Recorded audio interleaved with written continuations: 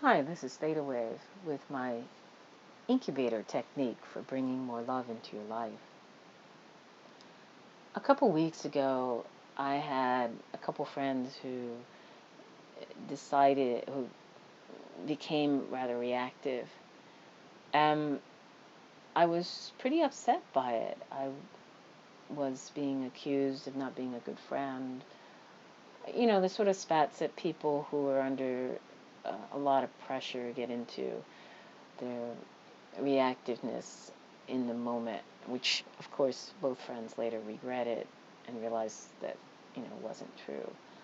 But I spent a lot of time in self-examination. Am I a good friend? Did I do something wrong? Was I not conscious enough of them? And I think the time is really past for all that self-examination. I've done it all my life. I've always considered that I was wrong first when anyone ever got reactive towards me. And I know now that I can really be secure in the knowledge that I am a good person and that I've only intended good, and that I didn't come in with any thoughts of, well, we all came in with an innocent nature. So my process as of late has been to return to what I call my natural self. And my natural self is the same self that I was born with, or I was at birth, more accurately. It's the self I was at birth. The beautifully innocent, clear, loving, abundant, loved being that questions nothing and has no doubt of its place in the universe.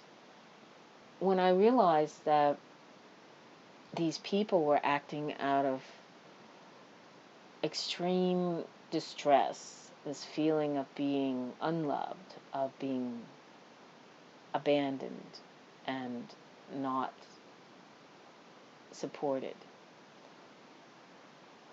Not only were they reflecting something that everyone on this earth has felt from the beginning, coming down into this dense, emotionally toxic environment, but that I could do something about it. And so what flashed in my mind was an incubator. And I kind of ignored it for a minute, as I often do with things that sort of flash into my head. I think you ignore them too, but I'm getting better at catching them. It came back several times.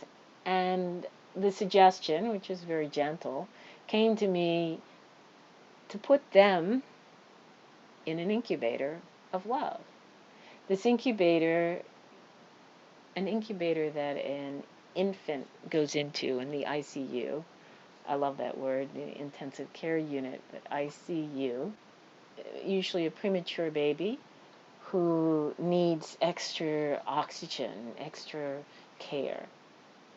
Instead of filling this incubator with oxygen, I fill it with love.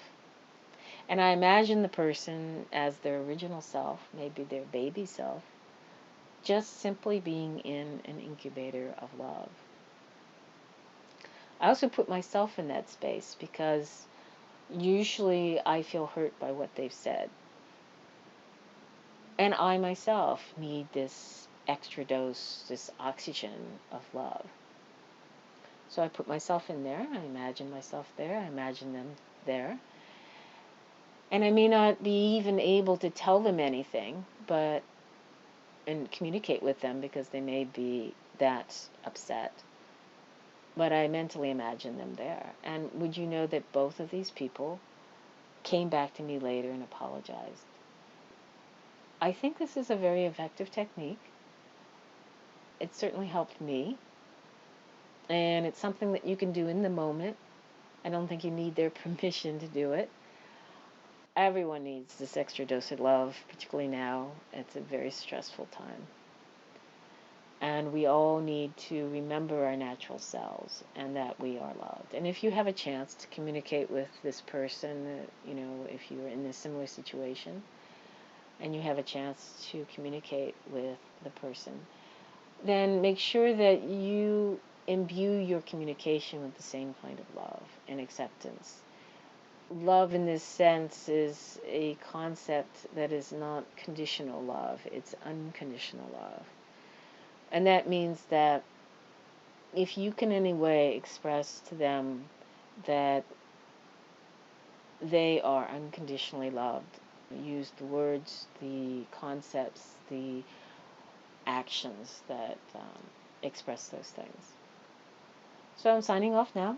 Thank you very much for listening to my incubator technique. I think it's very effective, and I hope that you can employ it as much as possible in the upcoming days for yourself and for everyone that you encounter, whether you actually love them or not.